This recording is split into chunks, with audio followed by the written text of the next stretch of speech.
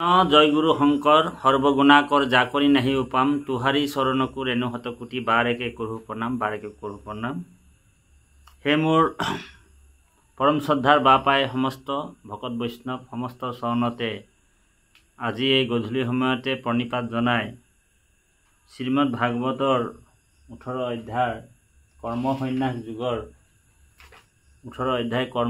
যুগৰ ওপৰত আমি আজি 18 অধ্যায়ৰ 61 নম্বৰ শ্লোক আৰু 62 নম্বৰ শ্লোকৰ আজি কিঞ্চিত ভাঙনি আপোনালোকৰ মাজত পাৰমাৰ্থিক তত্ত্ব আপোনালোকৰ মাজত প্ৰকাশ কৰিবলৈ আগবাঢ়িছোঁ।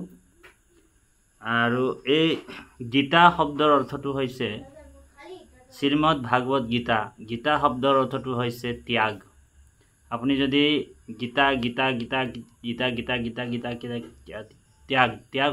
ত্যাগ মানে হৈছে গীতা মানে হৈছে ত্যাগ।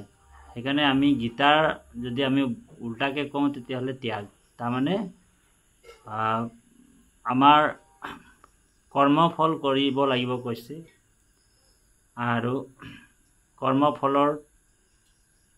কৰ্ম কৰি যোৱা কিন্তু ফলৰ আশা নকৰা, সেইটোৱে হৈছে গীতাৰ মূল লক্ষ্য উদ্দেশ্য। আৰু সম্পূৰ্ণৰূপে জীৱাত্মা প্ৰভু ভগৱন্তৰ চৰণ কমলত আশ্ৰয় লোৱা। ভগৱান কৃষ্ণই অৰ্জুনক সম্পূৰ্ণৰূপে আশ্ৰয় লোৱাৰ কথা এই শ্ৰীমদ ভাগৱত গীতাত ভগৱন্ত কৃষ্ণই অৰ্জুনক কৈ আছে। গুৰ ৰহস্য, গুৰ কথা প্ৰায় 1.5-2 ঘণ্টাত ভিতৰতে গীতাৰ ৰহস্যখিনি 18 অধ্যায়ত কৃষ্ণই অৰ্জুনক কুৰুক্ষেত্ৰ মহাৰণৰ মাজতে সুন্দৰ সাৱলীল ভাষাৰে এটা যুদ্ধত যেতিয়া অপ্ৰস্তুত হয়, যুদ্ধ নকৰোঁ বুলি ধনুষৰ গাণ্ডীৱ ধনু পেলাই দিছিলে, তেতিয়াই অৰ্জুনক প্ৰভু ভগৱন্তৰ সুখ মোহবিলাক দূৰ কৰাৰ কাৰণে এই শ্ৰীমদ ভাগৱত গীতা 18 অধ্যায়ত মানে কৈ শেষ কৰিছিলে। অৰ্জুনক কৈছে তুমি যুদ্ধ কৰিব নালাগে, কাৰণ এই যিবিলাক দেখিছা সৈন্য সামন্ত ৰথী মহাৰথী সেইসকলক মই আগতীয়াকৈ মাৰি ৰাখিছোঁ।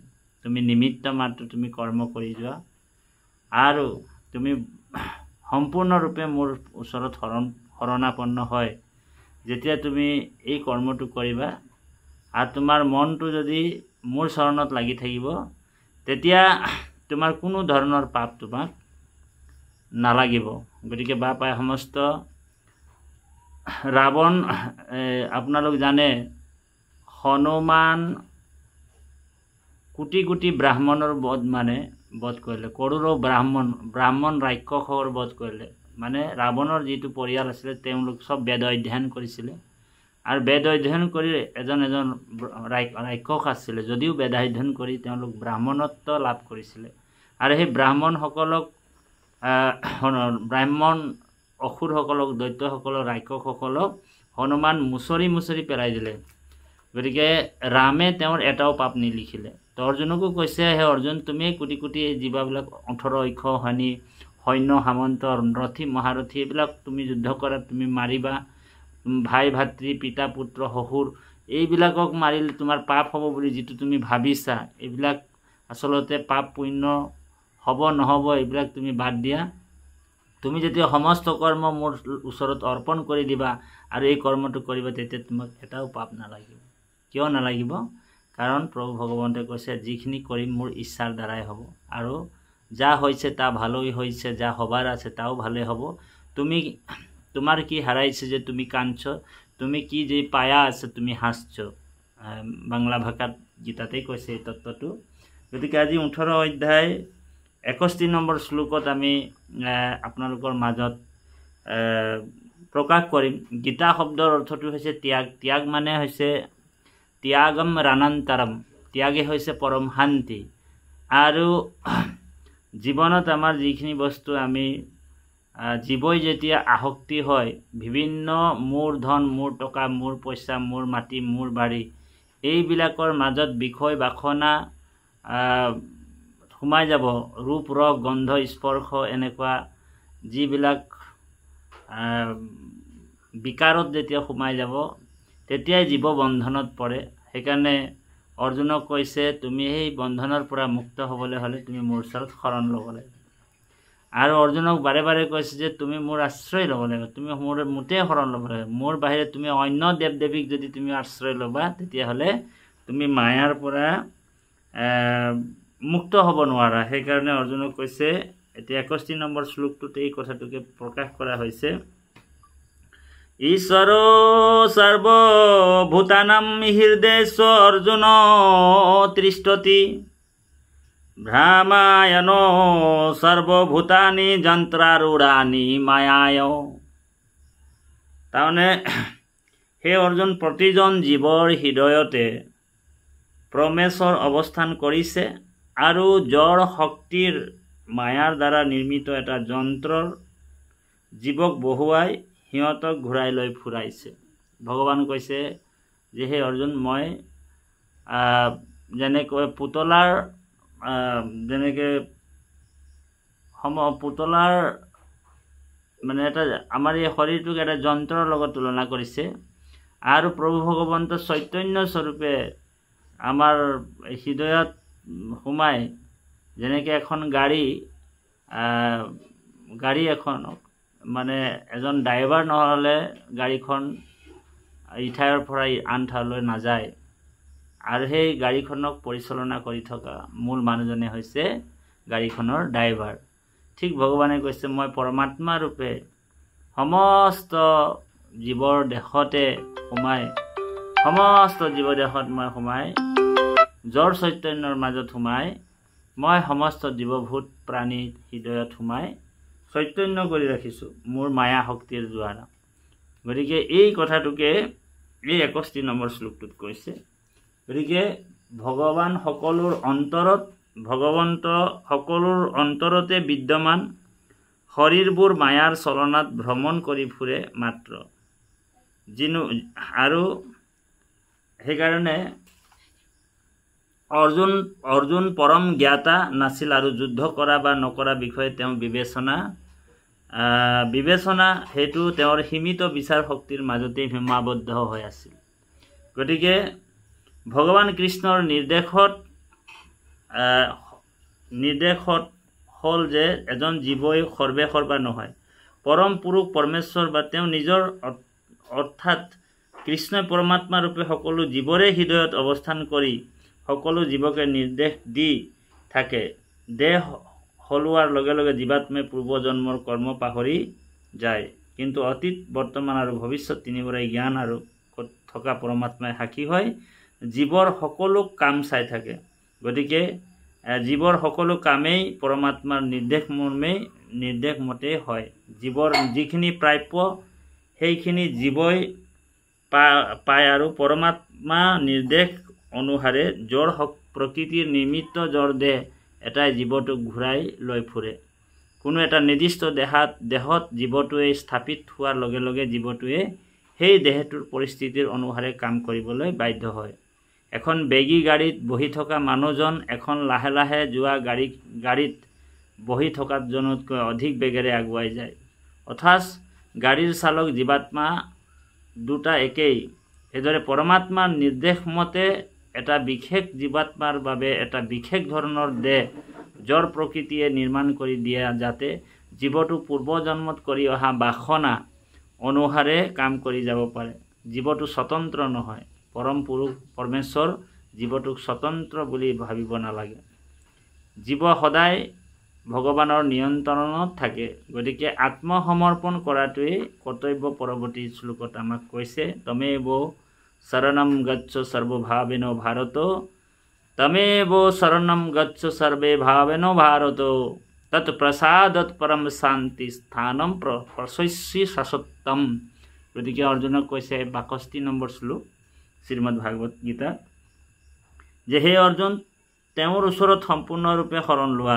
তেওঁ মানে কাক কৈছে সেইজন পৰমাত্মা ভগৱান যেহেতু কৃষ্ণ নিজে ভগৱান তথাপিও ভগৱন্তৰ নিজৰ প্ৰকৃতাৰ্থত স্বৰূপটো দেখুওৱা নাই কাৰণ প্ৰকৃতাৰ্থ স্বৰূপটো যেতিয়া ভগৱন্তক দেখুৱাই দিব শংখ চক্ৰ গদা পদ্ম হয় যদি ভগৱন্তক দেখুৱাই দিয়ে তেতিয়া অৰ্জুনে মানে তেওঁৰ ভাবিব যে মোৰ ওচৰৰ লগততো ভগৱান কৃষ্ণ আছেই গতিকে মোৰ আৰু কি ভয় সেই বুলি যাতে ভাৱনা হৈ যাব। সেইকাৰণে অৰ্জুনক মানে কৈছে যে সেইজন পৰমাত্মা ভগৱন্ত কৃষ্ণ নিজেই ভগৱান, কিন্তু ভগৱানে সেইজন পৰমাত্মা বুলি কৈছে যে হে অৰ্জুন, তেওঁৰ ওচৰত সম্পূৰ্ণৰূপে শৰণ লোৱা, তেওঁৰ অনুগ্ৰহতে তুমি পৰম শান্তি আৰু শাশ্বত পৰম ধাম লাভ কৰিবা, যিটো পৰম শান্তি আৰু য'ত গ'লে জীৱই এই সংসাৰৰ জ্বলা যন্ত্ৰণা ভোগবিলাকৰ পৰা মুক্ত হ'ব পাৰে। এই তত্ত্বটোৱে শ্ৰীমদ ভাগৱতৰ 61 নম্বৰ শ্লোক আৰু 62 নম্বৰ শ্লোকত কৈছে, যিকোনো প্ৰকাৰে তেওঁতে আত্মসমৰ্পণ কৰা, তেওঁৰ কৰোণাত তুমি সৰগীয় ধামলৈ বা অনন্ত ধামলৈ বা বৈকুণ্ঠ ধামলৈ তুমি যাব পাৰিবা। সৰগীয় ধাম বুলি কোৱা নাই, এইটো অনন্ত ধাম বুলি কৈছে, য'ত মানে গ'লে জীৱাত্মা আৰু ঘূৰি নাহে, পুনৰ জন্ম পুনৰপি মৰণ পুনৰপি জাঠৰি জাননী ছায়ানাম আৰু আহ যাহ কৰিব নোৱাৰে। সেইকাৰণে এই যিবিলাক গীতাৰ পৰা পাৰমাৰ্থিক শ্লোকবিলাকক আকৌ আমি পঢ়ি থাকিলেও নহ'ব, যেতিয়ালৈকে আমি কৃষ্ণত সমৰ্পণ বা আত্মসমৰ্পণ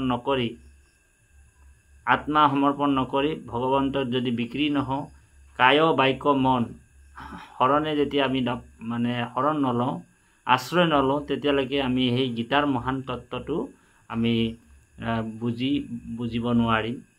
আৰু শ্ৰীমদ ভাগৱত গীতা এই পৰমাৰ্থিক তত্ত্বটোক মহাপুৰুষ মাধৱদেৱে মাত্ৰ এটা শ্লোকতেই ৰূপায়ণ কৰি দিলে। মহাপুৰুষ মাধৱদেৱে কি বুলি কৈছে যে ভগৱন্ত ভক্তিযুক্ত পুৰুষৰ আত্মবোধ মাধৱৰ প্ৰসাদে মিলয়, কৃষ্ণৰ কৃপাতে গুচয় সংসাৰ ভয়, এহি মানে গীতাৰ নিৰ্ণয়। গতিকে শ্ৰীমদ ভাগৱত গীতা শাস্ত্ৰখন মহাপুৰুষ শংকৰদেৱে কিন্তু অনুবাদ নকৰিলে। ইয়াৰ ৰহস্য, ইয়াৰ উদ্দেশ্য এটাই আছিল যে মহাপুৰুষ শংকৰদেৱৰ মূল বস্তুটো ইয়াৰ পৰা সাৰটো কাঢ়ি লৈ গ'ল, যিটো সৰ্বধৰ্মানো পৰিত্যজ্য মামেকম শৰণম ব্ৰজ অহম তম সৰ্বপাপৈঃ মোক্ষাস্মি মাম শুচো। গতিকে সেই ভগৱন্তৰ যি পৰম ঈশ্বৰ পুৰুষোত্তম নাৰায়ণ ভগৱন্ত কৃষ্ণৰ অভয় চৰণত যেতিয়া জীৱাত্মা শৰণে পখিব, তেতিয়া তেওঁৰ সুখ মোহ সেইবিলাক সকলোখিনি দূৰ হ'ব। এই পাৰমাৰ্থিক তত্ত্বটো যেতিয়া গীতাৰ 18 অধ্যায় যেতিয়া পৰম জ্ঞান, গুপুত জ্ঞান, পৰম গোপনীয় জ্ঞান যেতিয়া অৰ্জুনক দিলে, অৰ্জুনৰ সুখ মোহবিলাক গুচি গ'ল। আৰু মহাপুৰুষ মাধৱদেৱে নামঘোষাত কৈছে যে হুক মোহ মহা অপংক মাজে অৰ্জুন মঙন ভৈলা দেখি, অপৰম ঈশ্বৰ দেৱতা নন্দনন্দন, কৃপায়ে ঈশ্বৰে তত্ত্ব কহি উধাৰিলা নিজ ভকতক, হেন ঈশ্বৰৰ চৰণে লৈলো শৰণ, ৰাম হেন ঈশ্বৰৰ চৰণে লৈলো শৰণ। গতিকে এই শৰণ তত্ত্বটো শ্ৰীমদ ভাগৱত গীতাৰ পৰা মহাপুৰুষ গুৰুজনাই লৈ গ'ল। আৰু ভাগৱত হৈছে ভজন তত্ত্ব, মানে ভগৱন্তৰ জন্ম কৰ্ম লীলা ৰহস্য গুণানুকীৰ্তন কৰি ভগৱন্তৰ শ্ৰৱণ কীৰ্তন যোগেদি ভগৱন্তক ভজি যাতে জীৱই মুক্তি পাব পাৰে। সেই গতিকে এখন শাস্ত্ৰ হৈছে গীতা আৰু আনখন শাস্ত্ৰ হৈছে ভাগৱত। ভাগৱতত আনন্দ ব্ৰহ্মৰ আনন্দ মানে জন্মলীলা ৰহস্যবিলাক মহাপুৰুষ গুৰুজনাই অনুবাদ কৰিছে। আৰু গীতাৰ যি এক শৰণ যিটো তত্ত্ব, পাৰমাৰ্থিক তত্ত্বটো বিশ্বৰ কোনো এজন গুৰুৱে আজিলৈকে আনিব পৰা যিটো অমূল্য পাৰমাৰ্থিক তত্ত্ব কেৱল মহাপুৰুষ শংকৰদেৱে এইটো আনিছে। বিশ্বৰ কোনো গুৰুৱে আজিলৈকে আনিব পৰা নাই। সেই পৰমাৰ্থিক তত্ত্বটো কেৱলে শংকৰে জানন্ত। সেইকাৰণে শংকৰেহে কেৱলে জানন্ত ঈশ্বৰৰ মহিমা, কাৰণ নিজেই ভগৱন্তৰ স্বৰূপে আহি অৱতাৰ হৈছিল। গতিকে কৃপালু বাপাই সমস্ত আমি প্ৰায় 10-15 মিনিটৰ এটা ভিডিঅ' আপোনালোকৰ মাজতে গধূলি সময়তে আৱৰ্তন কৰিলোঁ। এতিয়া আমি আপোনাৰ সবৰ চৰণত পুনশ্চ অহাকালি আকৌ বেলেগ এটা ভিডিঅ' লৈ আহিম। আপোনাৰ সবৰ চৰণত সেৱা জনোৱা হৈছে কৃষ্ণ। হে কৃষ্ণ তজু পাৱে পখিলো শৰণ মই অনাথৰ নাথ তুমি নাৰায়ণ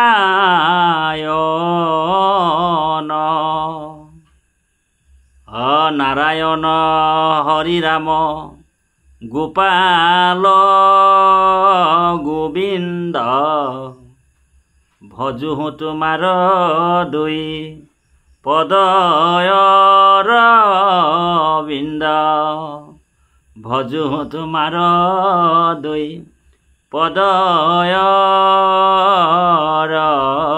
বিন্দ। কৃষ্ণ ভগৱন্ত কৃষ্ণই অৰ্জুনক কৈছে, হে অৰ্জুন, এই সকল প্ৰাণীৰ মই আত্মা অন্তৰ্যামী, শুভা শুভ ফলদাতা সাক্ষী ৰূপে স্বামী।